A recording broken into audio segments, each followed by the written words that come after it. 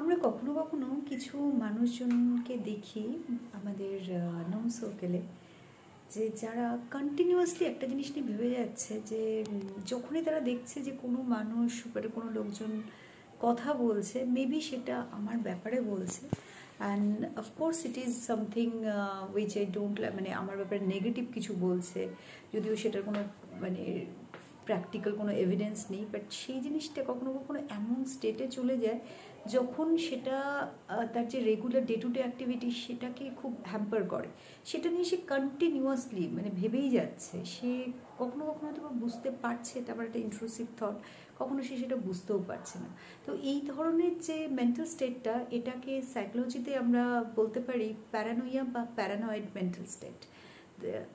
তো আমি জাস্ট কয়েকদিন আগে একটা খুব ইন্টারেস্টিং জিনিস পড়লাম, যেটা আমার মনে হলো যে খুব মানে এই যে প্যারানোইয়া, এটার একটা খুব সুন্দর অ্যান্টিডোট হতে পারে। সো দ্য থিং ইজ, নামটাই আমার খুব ইন্টারেস্টিং লেগেছিল, হুইচ ইজ রিভার্স প্যারানোইয়া। তো ব্যাপারটা এটা, যখন আমরা মেন্টালি একটু মানে উইক থাকি বা অতটা স্টেবল থাকি না, তখন যদি আমাদেরকে মানে অনেক সময় আমরা দেখি না যে কাউন্সিলারদের কাছে গেলে, বা এখন তো গুগল খুললেই দেখা যায় mindfulness, deep breathing, yoga, this and that, সেগুলো তো আমাদের এমনি নর্মাল ডে টু ডে লাইফেও হেল্প করে। বাট যখন আমি ওই রকম মেন্টাল স্টেটে আছি না, তখন একদম ডিরেক্ট মানে ওই স্টেট থেকে একদম নর্মাল স্টেটে শিফট করার জন্য যে রেমেডিগুলো, সেগুলো কিন্তু সবসময় অতটা কাজ করে না, depending on the mental state of severity. তো সেই সময় আমার মনে হলো এটা খুব সুন্দরভাবে কাজ করতে পারে। তো রিভার্স প্যারানোইয়া হচ্ছে আমরা সেই ভাবনাটাকে বন্ধ করছি না যে কেউ আমার ব্যাপারে কিছু ভাবছে, মানে সেটা যাই হোক না কেন, সবসময় আমার এই জিনিসটা মনে হচ্ছে ভাবছে, ডেফিনেটলি ভাবছে, বাট সেটা একটা পজিটিভ ওয়েতে ভাবছে।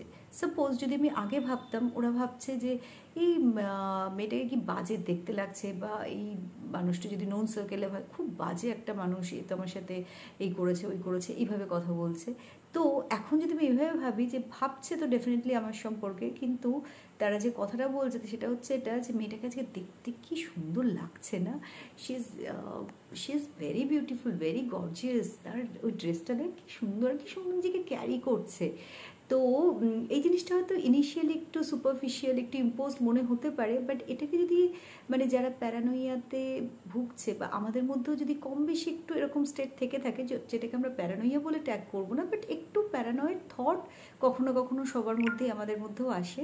তো সেটা কিন্তু একটা এই স্টেটে যদি আমরা নিজেদেরকে চেঞ্জ করতে থাকি, ডে বাই ডে একটা প্র্যাকটিসের মধ্যে আনি, তো after few days I think আমরা কিন্তু নিজেদের মধ্যে একটা চেঞ্জ দেখতে পাই। বাট মানে চেঞ্জ দেখতে ডেফিনেটলি পাবো, কিন্তু আমাদেরকে একটু কনসিস্টেন্ট থাকতে হবে। তো সুপারফিশিয়াল বা ইম্পোজ জিনিসটাই পরে একটা ন্যাচারাল স্টেট হয়ে যাবে।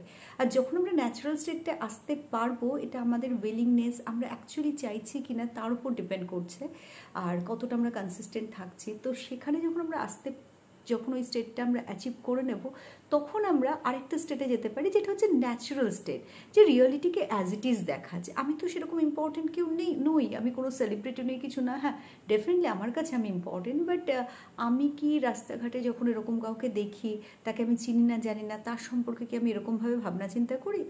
আমাদের নিজেদের কত ইস্যুস আছে, আমরা সেগুলোকে নিয়েই ভাবতে থাকি, তাই না? তো আমি যখন করি না, তো ও কেন করবে? আর যদি নন সার্কেলে হয়, তো তাহলে নিজেকে একটু ইভ্যালুয়েট করা, যে আমি কি এরকম কিছু কাজ করেছি যে সবসময় লোকে আমাকে নিয়ে ভাববে। তো আমি কি করি, অকেশনালি হয়তো কখনো করি, তো সবসময় তো করি না। তাহলে কি এই থটটা আমার অ্যাকচুয়ালি এটা এক্সিস্ট করছে, নাকি এটা আমি মানে I have made up this thought? তো এইভাবে আমরা কিন্তু শিফট করতে পারি from paranoia to reverse paranoia to a normal state.